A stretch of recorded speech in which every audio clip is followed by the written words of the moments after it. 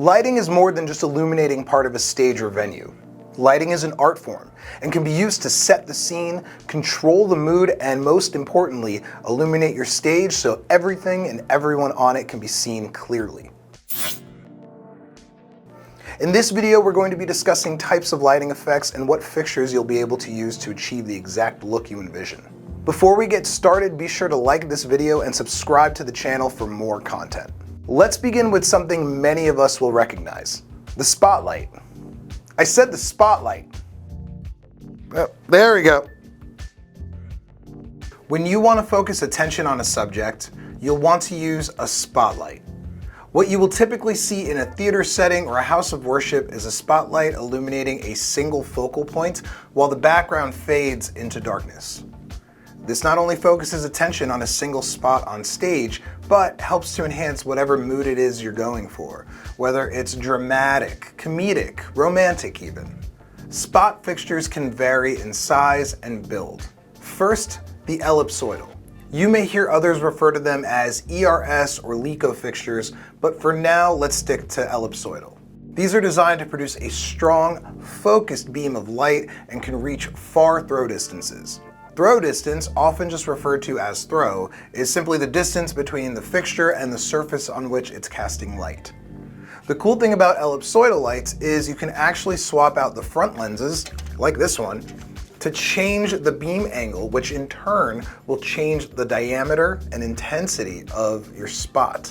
If you aren't sure what beam angle is, think of it like this. A narrow beam angle is going to be focused and intense, while a wider beam angle is going to provide a softer, wider spread of light. To have even more control of the direction of the light, you can incorporate attachments such as barn doors, which are popular for framing.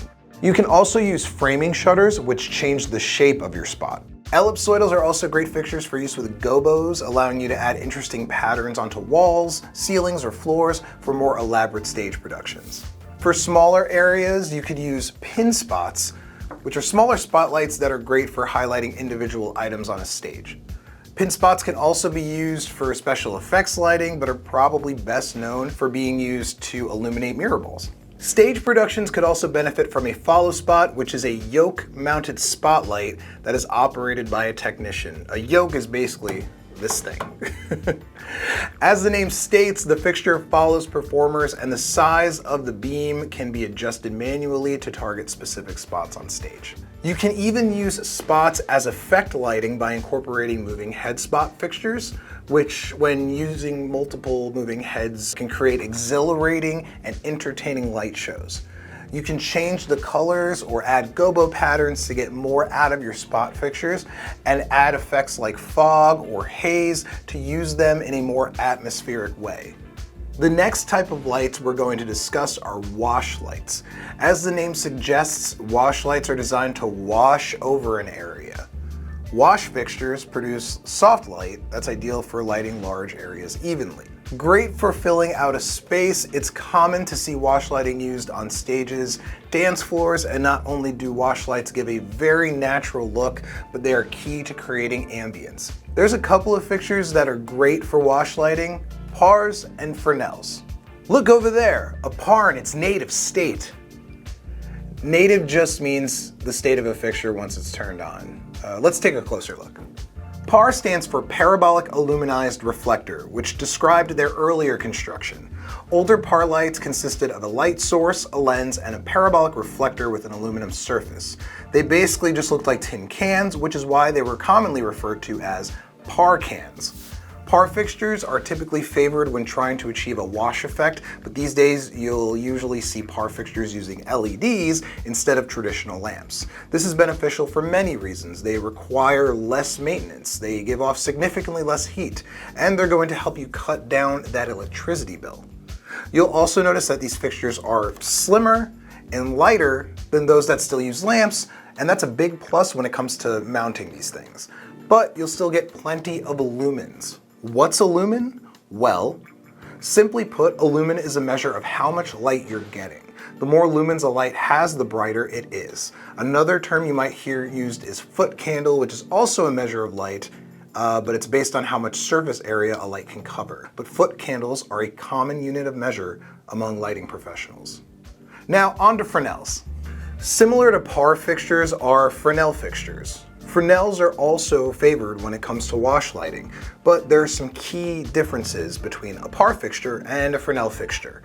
You'll notice that the lens of a Fresnel consists of a series of circles.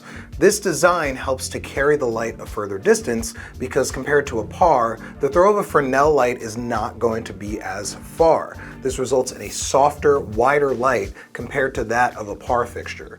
So a Fresnel is going to be best used for accent lighting, whether it be top, back, or front lighting, which is a great way for us to segue into lighting placement. When you're lighting a stage or a venue, it's not just what you light a room with, but also how you light a room. You might hear terms like uplighting or downlighting, and those phrases mean exactly what you think they mean. Uplighting is when you have lights at ground level pointing up, something you'll typically see at events like weddings, school dances, or anniversary parties.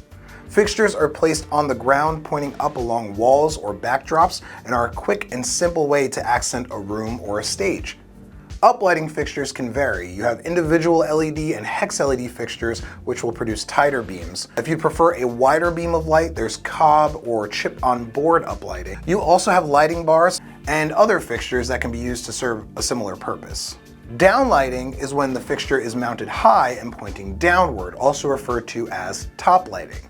These are your spotlight and your washes, but the term applies to any fixture that is set up to point down. When you're lighting a stage, you'll also hear terms like front lighting, backlighting, and even side lighting. Front lighting is lighting pointed at the stage from the front of house. This is primarily to provide visibility so your audience can see what and who is on stage. A smaller venue can typically get away with using pars or Fresnel fixtures for front lighting, but as you move up in venue size, you'll want to begin looking at ellipsoidal fixtures. Backlighting is when light fixtures are moved upstage, illuminating subjects from behind, which creates additional depth.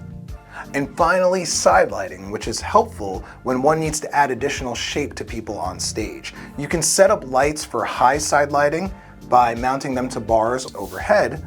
You can also set up lights on booms for low side lighting. When you combine these lighting placements, you're able to come up with really creative ways to light a stage, which can certainly elevate a performance and take it to new heights.